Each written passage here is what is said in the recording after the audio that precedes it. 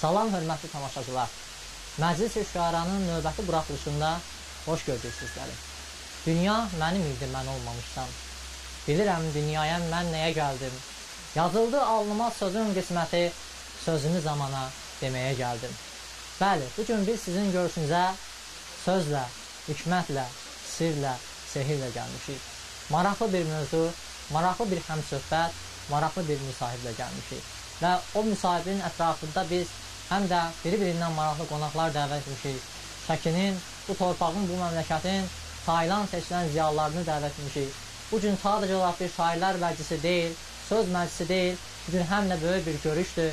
Şairin ziyalı ilə görüşü, şairin xalqla görüşü, şairin bu bölgənin, bu regionun əhalisi olan bir görüşüdür. Beləliklə, bugün əsərimizin baş qəhrəmanı, yəni məclisimizin baş qəhrəmanı, sevilən, seçilən, artıq uzun illərdir ki, ədəbiyyatımıza, mədəniyyətimizə xidmət edən, əsgər təki öz qələmi ilə dayanan bir insandır. Şair, nasir, publisist, kinodramaturq və bəlkə də bu adları, bu titulları daha da çox almaq olar. Ancaq əslində heç o insanın, o şəxsin hər şey təqdimatı da ihtiyacı yoxdur. Çünki onun sənəti, onun şeiriyyəti, onun poeziyası elə onun təqdimatıdır, onun imzasıdır. Bəli, bugün əsərimizin baş qəhrəmanı, hamımızın sevimlisi Baba Vəziroğludur. Xoş gəlmişsiniz Baba mənim. Və mən indi qonaqlarımıza dəvət edəcəm. Təbii ki, ondan sonra biz keçəcək əsas mətləbə. Beləliklə də bizim ilk qonağımız Veysel Çərkəzov, bizim rayonun sahil seçilən ziyalılarından biridir. Və xatırladım ki, Azərbaycan Yazıçılar Birliyinin o zaman Şəkidə şöbəsini yaradanlardan, təməl daşını qoyanlardan biri və bəlkə də birincisidir. Və bugün bizim məclisimizdədir. Abbas Ənbala, şair, publisist, gözəl ziyalımızdır. Sizi də salamlayırıq təbii ki. Şahid Məmməd Kərimov, bizim gözəl filologumuz, bizim gözəl müəllimimiz, ziyalımızdır. Sizi də salamlayırıq. Və Sevinç xanım Nəsirli bugün bizə bədii qirayət nümunələrini çatdıracaq. Sizə salamlayırıq. Xoş gəlmişsiniz, səfa gətirmişsiniz. Mən inanıram ki, Dağlar oğlu ilə olan məclisimiz elə bu dağlara layiq olacaq. Çünki burada dağlar olan bir məmləkətdir, bir regiondur.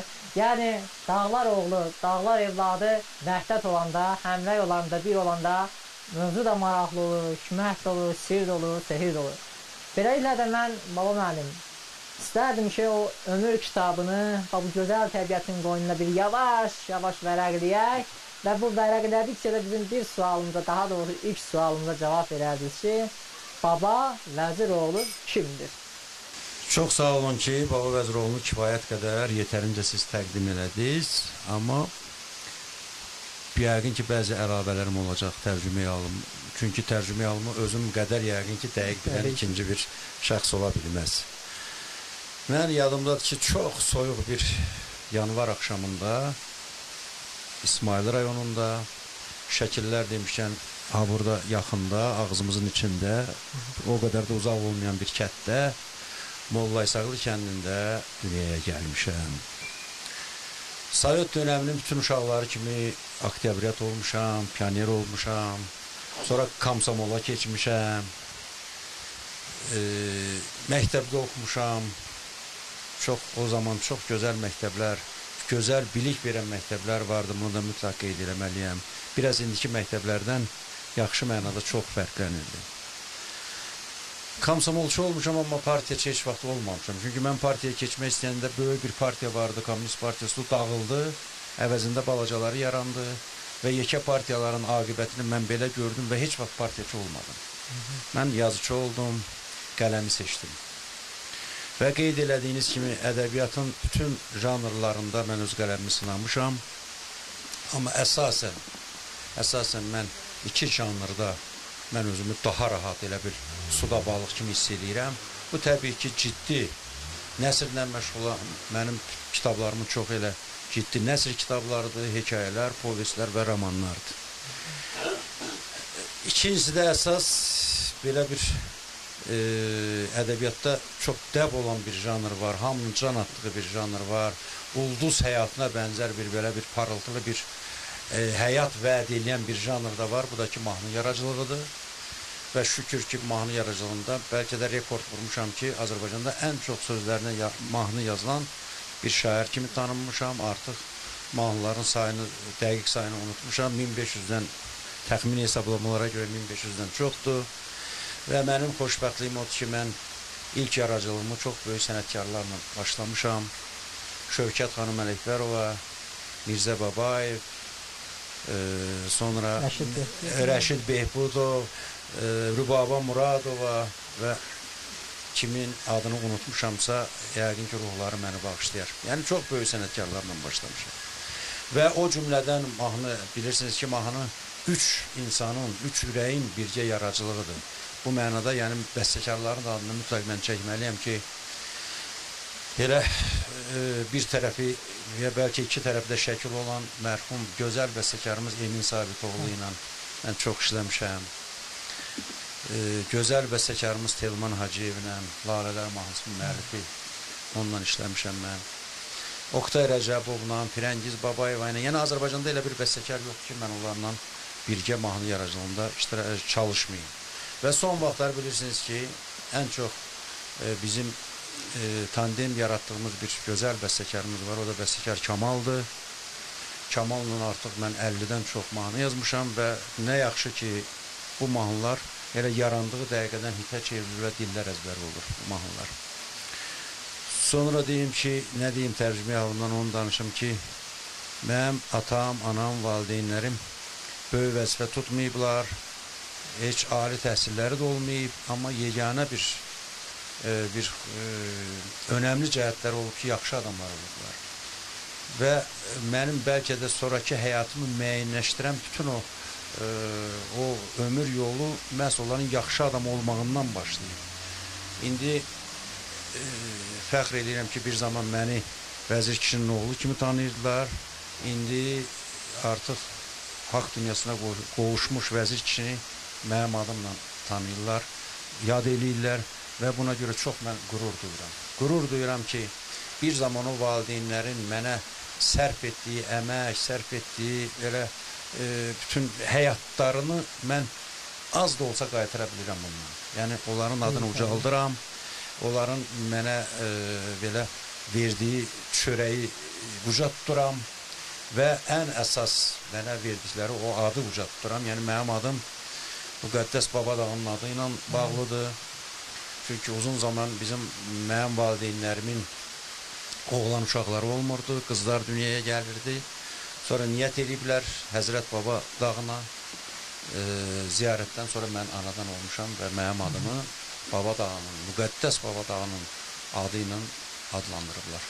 Vəziroğlu da bilirsiniz ki, Vəzir kişinin oğluyam. Yəni, elə bir qondarma bir titul və yaxud ləqəb götürməmişəm, adım və atamın adı ilə tanınıram.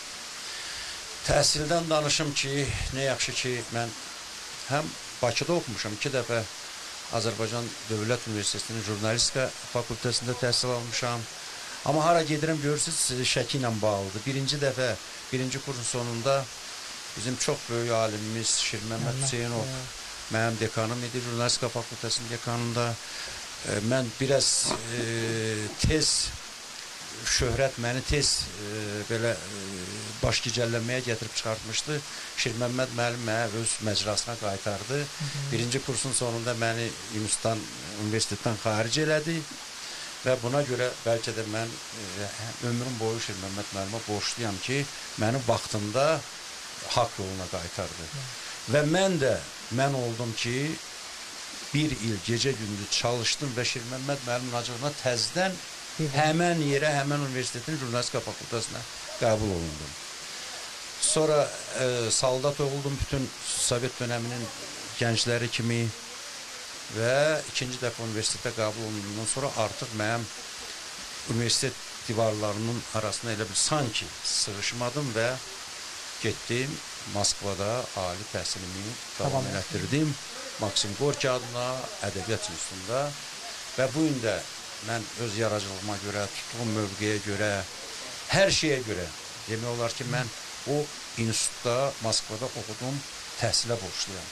Oradakı müəllimlərə borçluyam, oradakı ovqata, oradakı ab-havaya borçluyam. Çünki bəlkə bugün biraz dərin düşünməyimə səbəb, bəlkə biraz hər şeyə qlobal baxmağıma səbəb Moskvada O keçən mühit olub. o mühit olub, Moskvada keçən o təhsil illəri olub.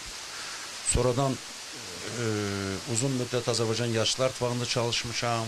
Azərbaycan televiziyasında, dövlət televiziyasında məsul vəzifələrdə olmuşam. Sonra Azərbaycan Kinematografçılar İttifaqında rəhbər işdə çalışmışam və çalışıram. Nə deyim, ədəbi xidmətlərim hörmətli prezidentimiz tərəfindən çox yüksək qiymətləndirilib. Respublikanın əməkdar incəsənət xadimi kimi çox şərəfli bir titula layiq görülmüşəm. Daha nə deyim? Kitablarım çıxıb, sonra çoxlu filmlərin ssenari müəllifiyəm, publisistik yazılarım, yəni demək olar ki, ədəbiyyatın bütün janrlarında mən. Gözəl ictimaiyyətçisiz. Onu nəzərə almaq lazımdır. Mən öz vaxtında kifayət qədər çox danışdım. Xoşdur, təbii. Qalanların da yadımdan çıxanlar da yəqin ki, internetdə falan da var. Təbii ki. Var. Hər birinizin qəlbində o Baba Vəzir oğluna nəsə bir o işarəti var, bir qırmızı bir xətt var. Buyurun, Reyhan mən sizdən başlayaq. Sözümü şeirlə başlamaq istəyirəm. Bu qədim diyara, bu qədim yurda tanış gəlir min, dost gəlir min.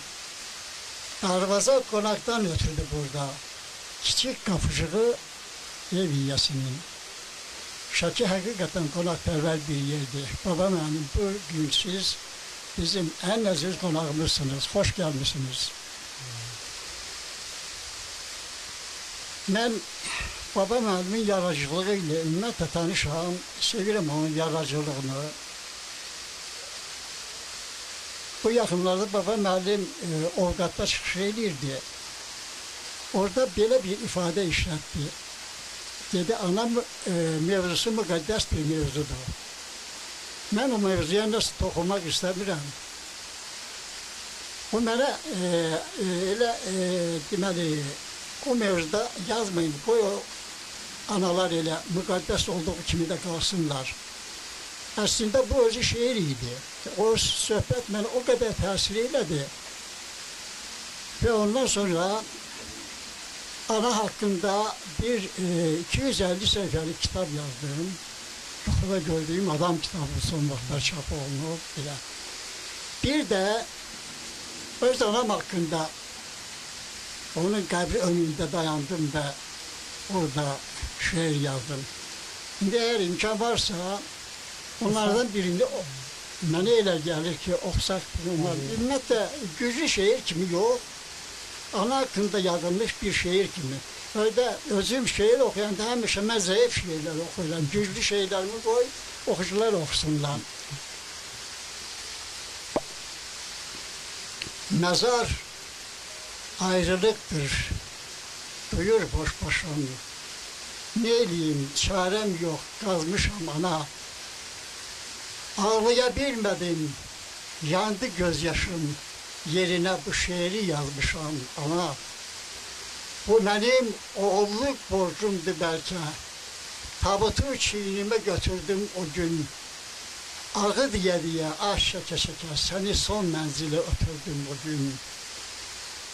Qapına nəsəllər azdaşatmadı. Bu imiş ömür ya olmayana. Dəmir məhəccərə gücüm çatmadı. Mərmər baş daşına pulunmayana. Bəzən boğur məni acı bir qəhər. Yuxuda görürəm gecələr səni. Sənə öyrəşiblər dənkin hər səhər, axtarır toyuqlar, cücələr səni. Hirsincən zənciri didir, dişləyir, oluya buz köpəkində. İnək də böyürür, at da kişnəyir, səni soruşurlar öz dillərində. Hərdən əlim sənə çata bilmirdi. Göyə çəkilərdi səbrin də mənsiz. Mənsiz evimizdə yata bilmirdim, bəs necə yatırsan qəbrində mənsiz. Laylalarla dolu sinən xəzinə, çox yandırır məni bir dərdim ana. Sən mənə süd verdin, mən əvəzinə öləndə bir qaşıq su verdim ana.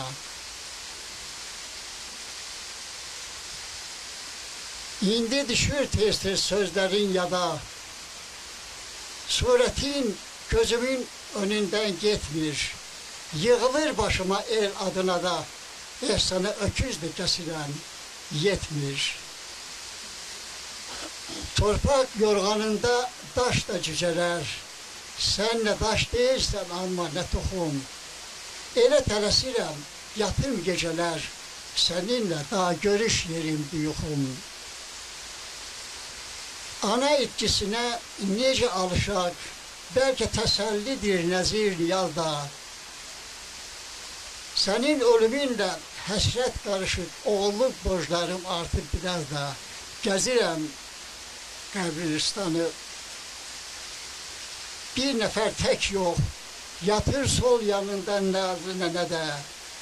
Ömre etibar yok, ölüme şek yok, sakla öz yanında bir yer mənə də. Töyü bağladardın məni sağken, öldün gözlerimden akır yaş yine. Teki sağ olaydın, incideydin ben, elə ağladaydın yine kaş beni.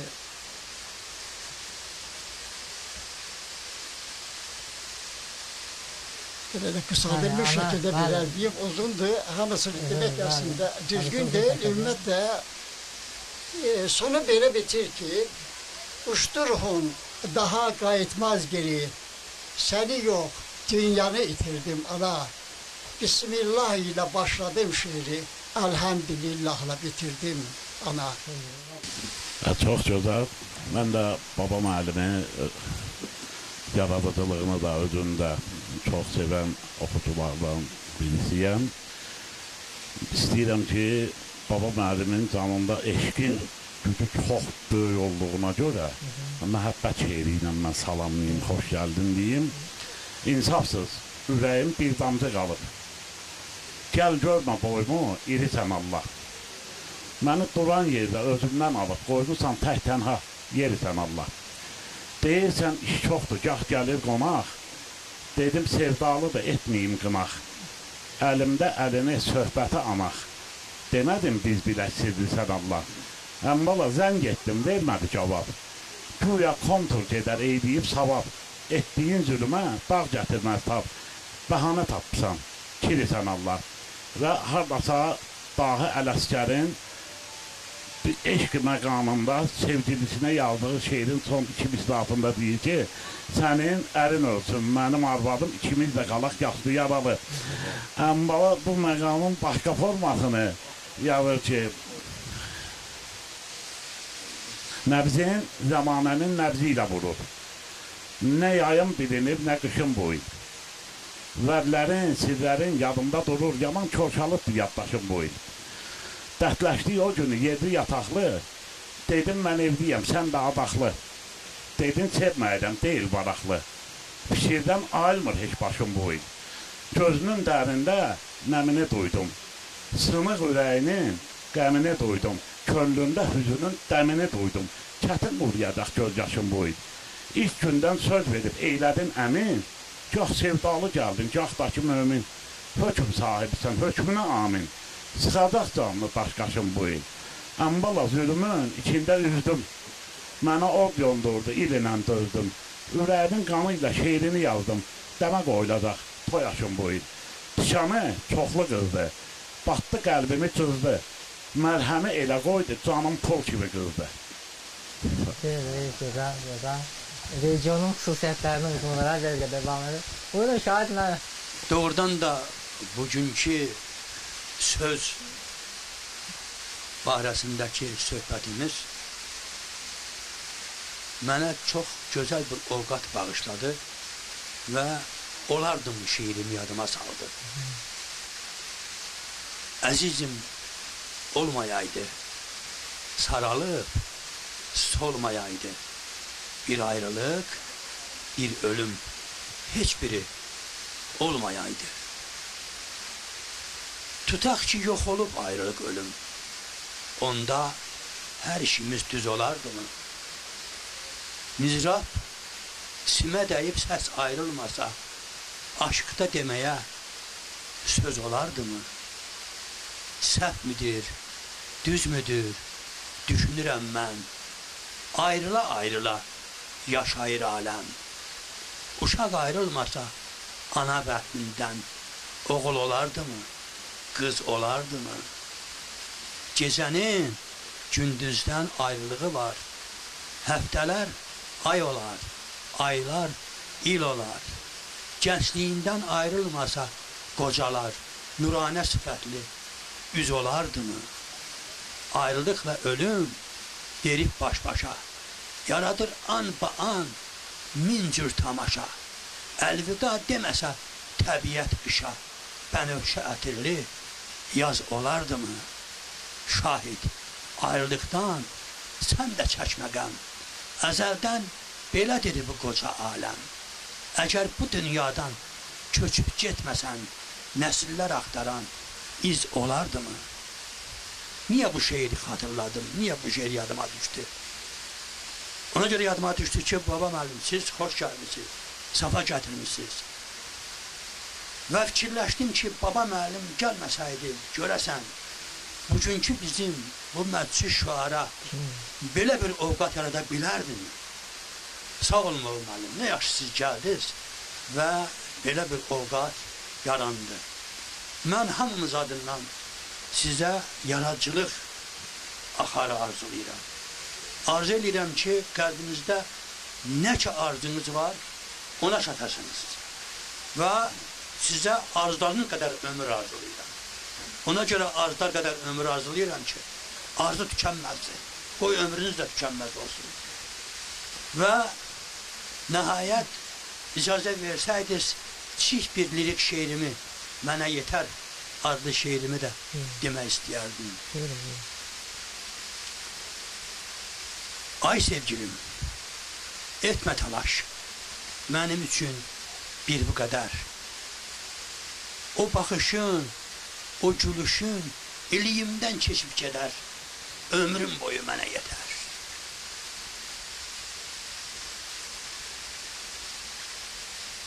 Ay evimin yaraşığı,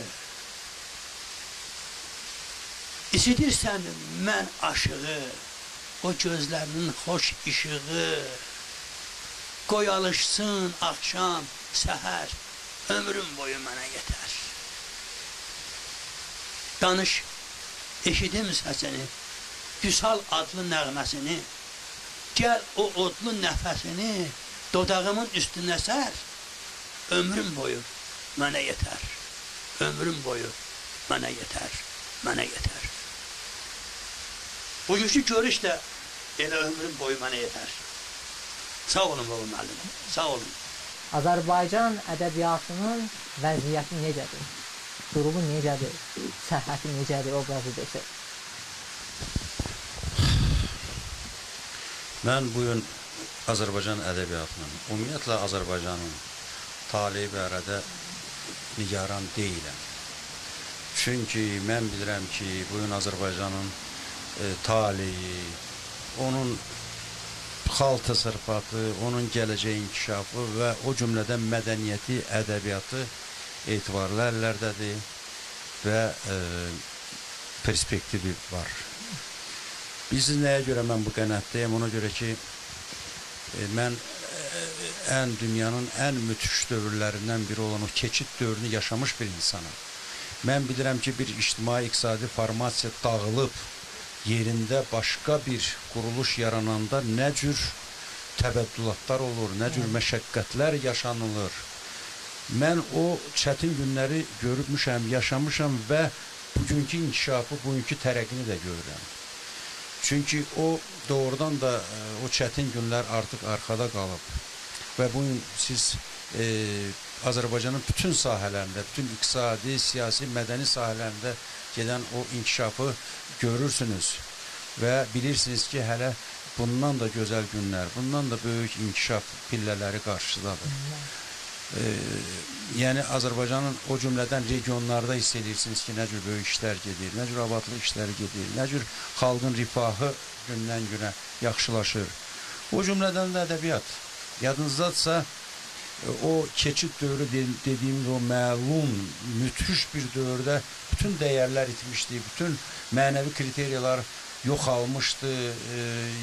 Yəni Demək olar ki, məşhur bir məsəl var. Şəkidə də yəqin deyirlər ki, din itmişdi, məzhəb əldən getmişdi. Belə bir dövr idi. Xaos dövrü idi. Və doğrudan da o dövrdə bizim pessimist olmağa müəyyən mənada haqqımız vardı və elə bilirdik ki, daha dünya düzələsi deyil. Məmməd Arasın bir sözü olmadı. Daha bu dünya düzələn deyil. Amma görürsünüz ki, həyat hər şey öz yerinə qoyur. Doğrudan da məşhur deyimdə olduğu kimi çaylar təzədən məcrasına qayıdır.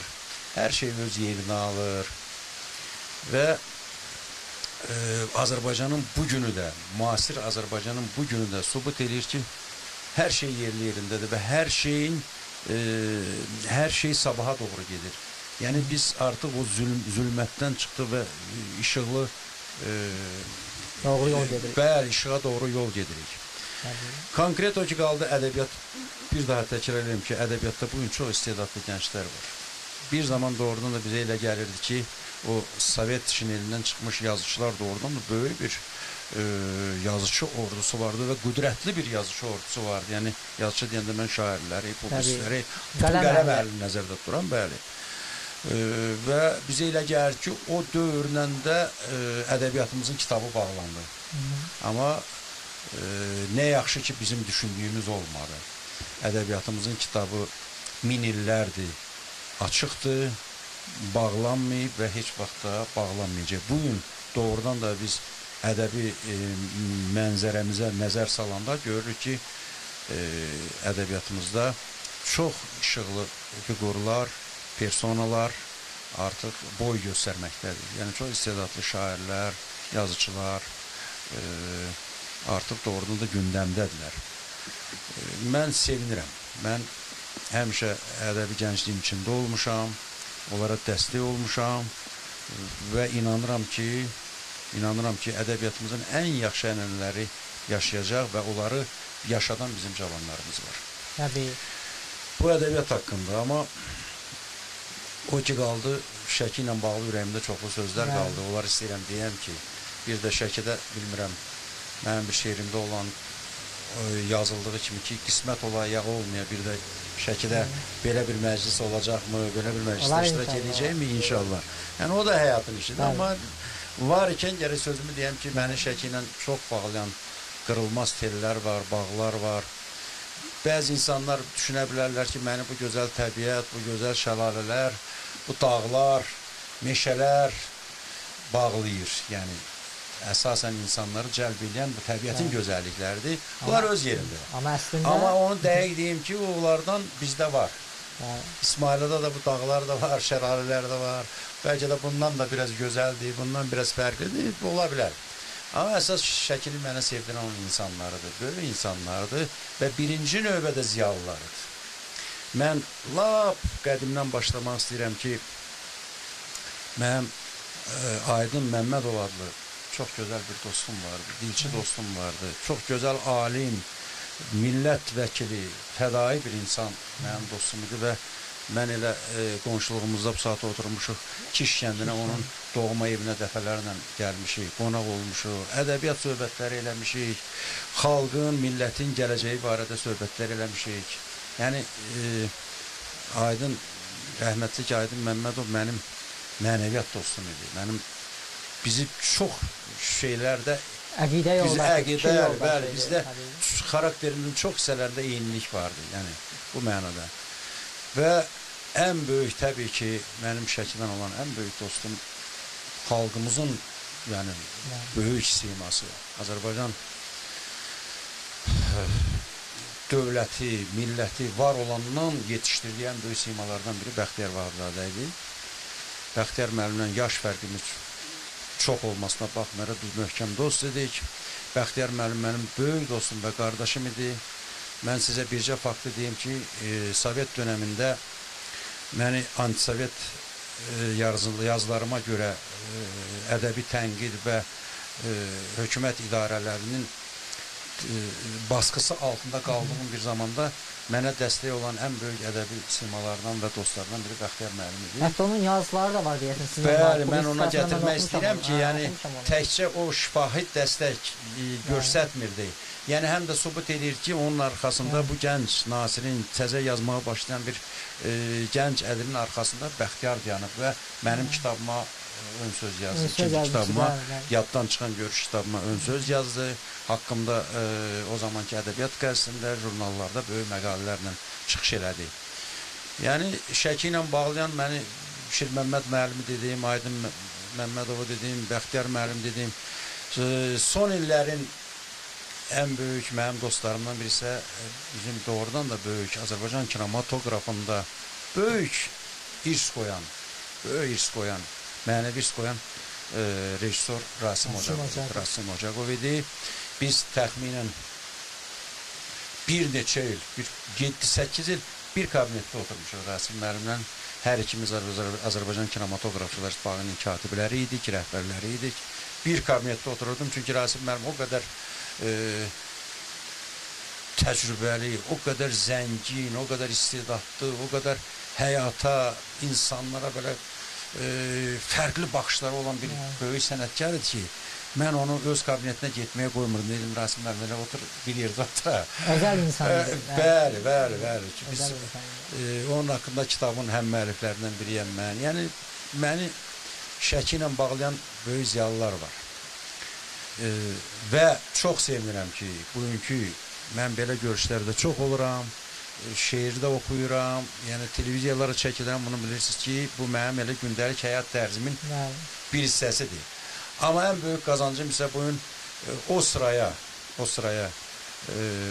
qoşmaq istədiyim insanlarla tanış olmağımdır. Yəni, növbəti dəfə Şəki ziyalıları ilə inanıram ki, gələcəkdə inşallah onlarla dostluq eləyəcəyəm, münasibətlərimiz daha məhrəm olacaq. Bugün gözəl qələm dostları ilə tanışlıq oldu. Mən bugünkü görüşdə başqa parametrlərdən əlavə ən böyük qazancım bunu sayıram. Bir daha onlara, mən də onlara bu məclis-i şüaraya xoş gəlmişsiniz deyirəm. Tanışdığımız mübarək olsun deyirəm. İstəyirəm bu Şəki torpağımda çox məşhur olan şeirlərindən birini oxuyum. Buyurun. Gecə gündüz çıraqla sən hələ məni gəzəcəksən. Axtarmaqdan bezəcəksən. Məndən bir də olmayacaq. Yollara gül eləsən də, səhər axşam diləsən də, başına kül eləsən də, məndən bir də olmayacaq. Başqa yaz, bahar gələcək, yağış yağıb qar gələcək, dünya sənə dar gələcək, məndən bir də olmayacaq. Var olacaq, yox olacaq, məndən bir də olmayacaq. Səni sevən çox olacaq, məndən bir də olmayacaq. Düz qəddini əyəcəksən, hayf ondan deyəcəksən, dizlərinə döyəcəksən, məndən bir də olmayacaq. Getmə belə, hələ dayan, yatma belə, hələ oyan, səni sevən, səni duyan, məndən bir də olmayacaq, məndən bir də olmayacaq. Eşq olsun bir olanlarımıza, sir olanlarımıza eşq olsun, bəli. Azərbaycan ədəbiyyatı, Azərbaycan şeiri, Azərbaycan poeziyası birdir, sirdir, hikmətdir, möhtəşəmdir. Və bununla fəxr etməyə, qürur duymağa dəyər. Baba müəllim, söz var daşa toxunub, söz də var daşdan keçib.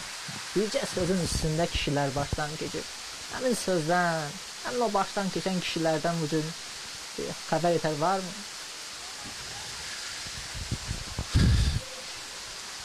Bilirsiniz, ömrün müəyyən mərhələsində sözdən söz düşmüşəm.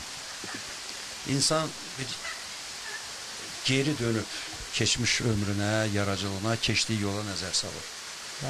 Və söz adamından söhbət gedirsə və söz adamı görəndə ki, o keçdiyi uzun, məşəqqətli, çətin, enişli, yoxuşlu, bəzən ölüm təhlükəsi olan yollarda heç vaxt sözə xəyanət eləməyib.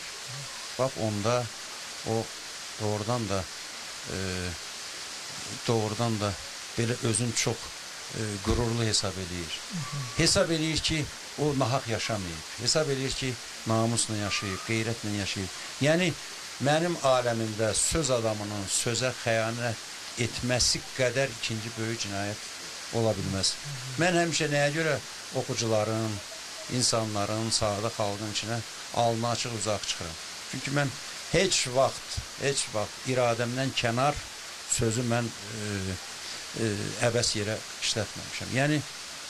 Yəni mənim mənəviyyatım, başqa sözlə desəm çörəyim, şöhrətim, hər şeyimə görə minnətdar olduğum sözə xəyanət eləməmişəm. Bu mənada mən həmişə alnı açıq uzağam. Ona görə bütün sözə xəyanət etməyən, sizin təbirincə desəm, o kişilərin qarşısında baş əyirəm. Təbii, eşq olsun, fikirlərə, düşüncələrə eşq olsun, öz yaradıcılığından danışdı, təbii ki, poetik şəkildə danışdılar. Bir insanın, mənə nə gəlir ki, bir var öz dünyası, bir də var özgə dünyası. Mən istərdim Baba Vəziroğlunun öz və özgə dünyası, bu dünyanın fərqini, oxşarlığını, nədir bu öz dünya, özgə dünya sizin üçün, varmı, yoxmu? Bir qədər fəlsəfə oldu bəlkə də. Mənə elə gəlir ki, yaradıcı insanın nəyi varsa, yəni varı, yoxu, olanı, qalanı öz içindədir. Söz adamı nəyi yazırsa özünü yazır. Ola bilsin ki, Amerikadan yazsın, kosmosdan yazsın, amma onu öz içindən keçirib yazmalıdır. Yəni, qələmə alınan xoşbəxtlik də, bədbəxtçilik də, qəm də, kədər də, sevinç də insanın öz içindədir. Şairin ətrafında hava yoxdur, yəni sinoptiklərin dediyi hava yoxdur. Onun öz içindədir. Əgər yaz da onun içindədir, qış da onun içindədir, payız da, yay da, hər şey. Yəni bu barədə mənim şeirim də var, özümdən iqtibas gətirirəm o mənada. Bu mənada mənə elə gəlir ki, normal qələm sahibləri ömrü boyu ancaq özünü yazır. Özdə şair, yazıcı bir ömür yaşadıklarını yazmır. Ona qədər olan bütün ənənələrdən, bütün tarixindən, o xalqın mentalitetindən, gələcəyindən hətta belə bir surrogat bir şey yaranır və onu şair, yazıcı sözə çevirir. Bəzən mən hər dəfə demişəm, bəzən elə müqəddəs mövzular var, elə doğrudan da məhrəm mövzular var ki, onu adam sözə çevirməyə qorxur. Qorxursan ki, sözün gücü çatmaya və yaxud sözün gücü çatar, sənin bir yaradıcı insan kimi onu sözə çevirməyə qüdrətin çatmaz. Bu mənada mən bir daha təkrar edirəm ki, mən ancaq özümdən danışıram ki, ömrü boyu mən özümü yazmışam. Bütün qəhrəmanlarım mənim o hekayələrimin, povestlərim, mən bir dəfə bunu yazmışam. Yəni, qeyd eləmişəm ki, onlar hamısı mənəm. Oradakı balaca uşaq da, orada yüzilləri adlamış qoca da, hamısı mənəm. Yəni, məndən o qəhrəmanlarda nəsə var. O cümlədən də mənim bütün lirik qəhrəmanlarımda, o şeirlərimin qəhrəmanlarında hamısında mən özüməm. Mən həmişə özümü yazıram. Mən başqalarını yazan şairlər nəsə mənə belə sadə dildə desək mənə çatmır. Mən özgə dünyanı qələmə alan yazıçılara biraz mənim şübhəm var. Bu mənada mənə elə gəlir ki, hər bir qələm sahibi özünü yazmalıdır. İnsanın özü o qədər, onun içi o qədər zəngindir ki, onu neçə ömür yazsam belə o mövzu tükənmir bu mənada. Bu məqamda yadıma yenə də böyük ümidlə düşüb, məndə gəzmə, məndə deyiləm, bir mən vardır məndən içəri. Bəli, bugün hesab edirəm ki, bu fəlsəfiyə bir cavab verdi Baba müəllim. Və bu məqamda mən yenə də əslində bu fikirlər, bu düşüncələr özü də bir gözəllikdən xəbər verir. Yəni, Baba müəllimin dünyasının özə məxsus gözəlliyindən danışdı, özə məxsus özəlliyindən danışdı. Mən bu məqamda sözü meydanı şeiriyyətə, daha doğrusu gözəl bir xanımın ifadəsində gözəl bir poetik parçaya vermək istəyirəm, icazə versəydiniz. Mən istəyirdim ki, elə onu əlavə edeyim. Elə sözümüz düz gəldi ki, Sevinç xanıma söz verilməmişdən öncə mən axı misal gətirdim ki, təbiətin bütün fəsilləri insanın öz içindədir. Mən bir yaxdan Sevinç xanımın qarşısında bir şeir görəm elə söhbət həmən şeirdən gedir. İnsanın içindəki ilin fəsillərindən söhbət gedir. Söz yerinə çəkər, necə deyərlər. Buyur, səni şahım. Mən də baba müəllimi öz növümdə salamlayıram, xoş gəlmisiniz deyirəm Şəkiyə və onun yazdığı hava haqqında şeiri istərdim onun dilindən deyilən bu şeiri mən indi söyləyim. Buyur, səni şahım. Havadan danışır bir gözəl xanım, yağış yağacaqdır, qar yağacaqdır, gah günəş çıxacaq, gah ay doğacaq, havalar tutulub açılacaqdır. Mənim günəşim də, ayım da sənsən. Bunu sinoptiklər nə bilir axı? Mənə sən birazca qıyğacı baxanda mənə, mənim gözlərimdə ildırım çaxır. Bu güllü çiçəkli bahar günündə soyuq baxışınla qış gəlir sənin. Mənim taliyimə yağışlar yağır, elə ki gözünə yaş gəlir sənin. Söz var dolu kimi yağır başıma, söz var duman olub yolumu kəsir. Məndən inciyəndə, məndən küsəndə, şimaldan buz kimi küləklər əsir. Səni gözləyirəm, hələ bilmirəm, yağış yağacaqmı, qar yağacaqmı? Mənim bu eşqimin səmalarında havalar tutulub açılacaqmı? Havadan danışır bir gözəl xanım, hardasa qar tökür, ya yağış yağır, hardasa ay batır, ya günəş çıxır. Mənim günəşim də, ayım da sənsən. Bunu sinoptiklər nə bilir axı? Bunu sinoptiklər nə bilir axı? Gözəl, bəli, məqamında, bəli. Çox gözəl. Bəşir məhəbbətdən yəni. Məhəbbətdən amma biraz ağrılı məhəbbət olsun, ağrılı məhəbbət olacaq yəqin ki. Çıx qatar yoluna bahar gələndə, mən sənə çiçəkli bahar göndərim. Vüsal meyvəsindən dadmasak da biz, sənə hər meyvədən mübar göndərim.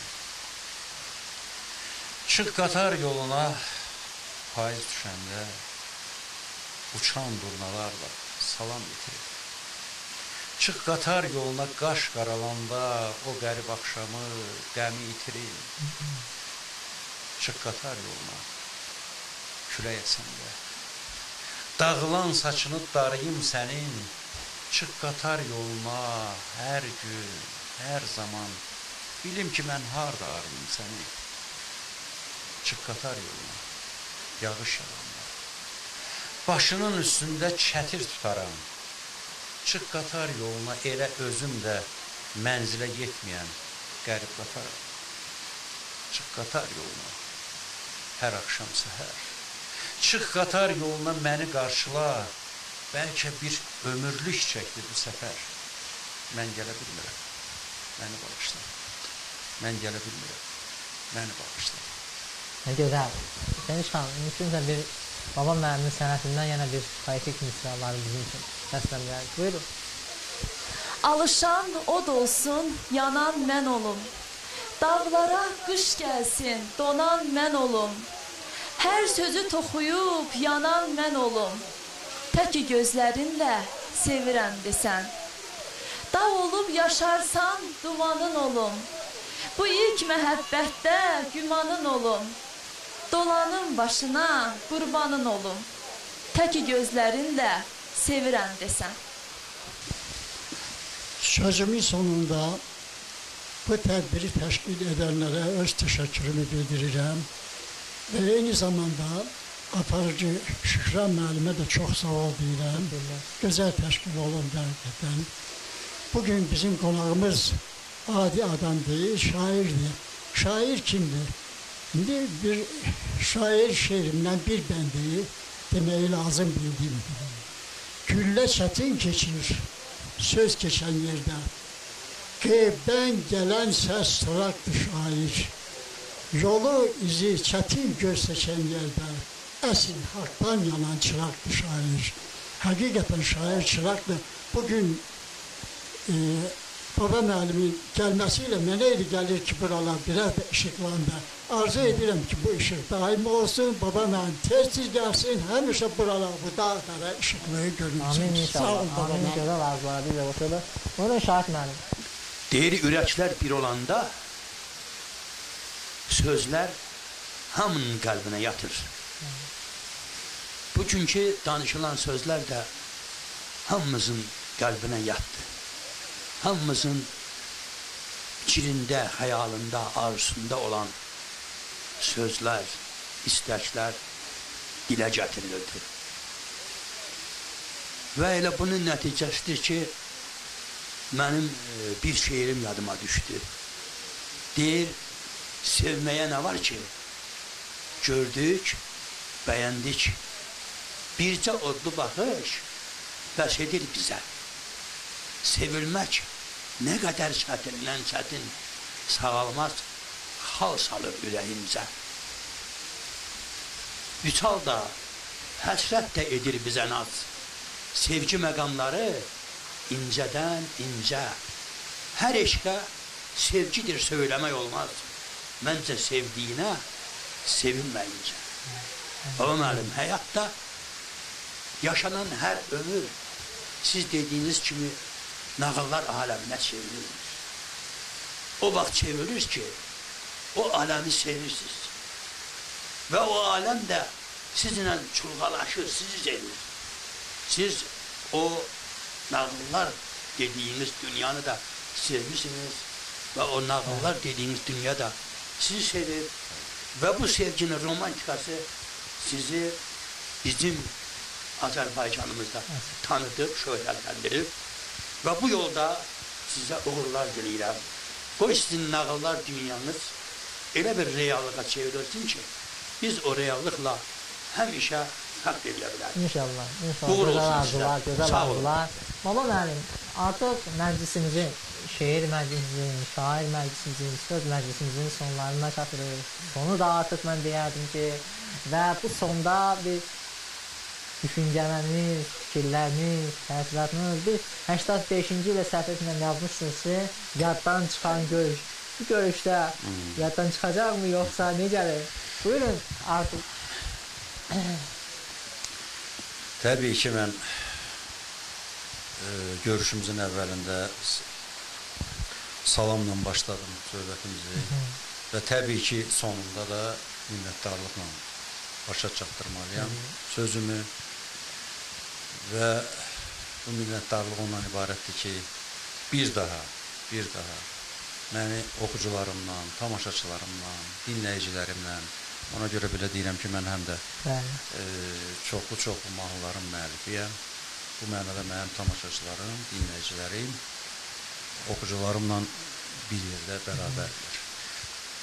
Bir daha görüşmək üçün mənə şans yaratdığınız üçün Şəki Regional Televiziyasının bütün kollektivinə, sizin simanızda, Şükran müəllim, çox sağ olun bu şansa görə, bu görüşə görə.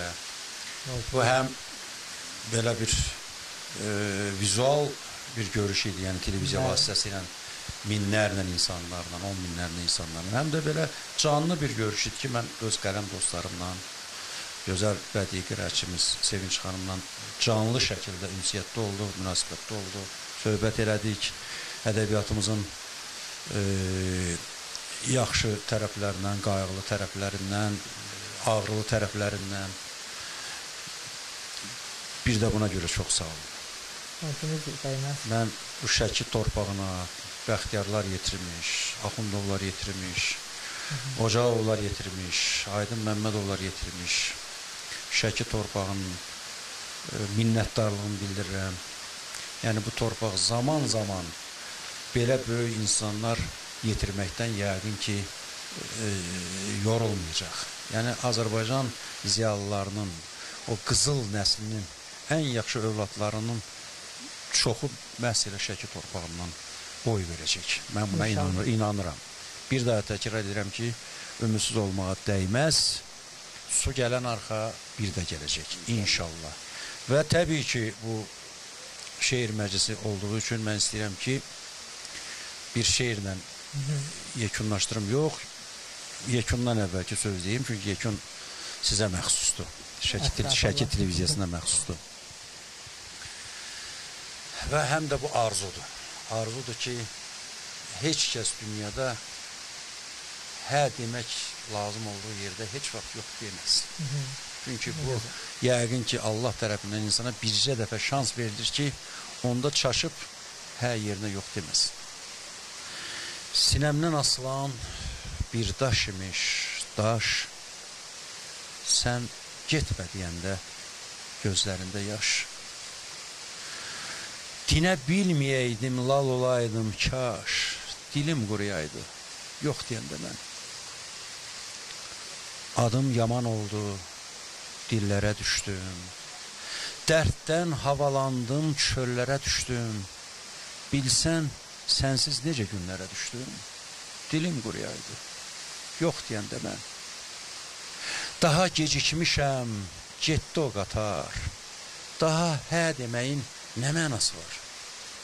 İndi gücüm təkcə qarğışa çatar, dilim quruyaydı, yox deyəndə mən indi bilirəm, nə deməliydim. Sənsiz nə günüm var söyləməliydim, ömrümdə bircə yol, hə deməliydim. Dilim quruyaydı, yox deyəndə mən, dilim quruyaydı, yox deyəndə mən. Əstəğfirullah. Allah heç kimə hə deyilən yerdə bir daha deyirəm, yox demək Amin ilahi, qismət eləməz. Amin ilahi. Çox sağ olun baba mənim. Əziz tamaşaçılarımız, bax beləcə gözəl bir sənətkarla, gözəl bir insanla, təbii ki, daxilən iç dünyası, çöl dünyası saf olan bir insanla, səmimi olan bir insanla söhbətimiz, görüşümüz bu məqamda sona çatır. Və mən bizə yaratdıqları bu şəraitə görə, bu imkana görə təbii ki, Marxal İstirahət Mərkəzindən onun rəhbərliyinə öz minnətdarlığımız bildirir ki, bu cür şərait yaradıblar bizə, gəlmişik, oturmuşuq, bir həmsöhbət olmuşuq, ədəbiyyatımızdan, sözümüzdən, özümüzdən danışmışıq. Allah Taala'nın köməyi ilə, Tanrının köməyi ilə bir də görüşəcəyik. Və yenidən görüşmə ümidi ilə, yenidən şeirlə, sözlə, söhbətlə görüşəcək gəlmə ümidi ilə, baba müəllim kimi saysız hesabsız bizim görən insanlarla təmasda olmaq ümidi ilə siz sağ, biz də salamat. Sağ olun, sağlıqla qalın.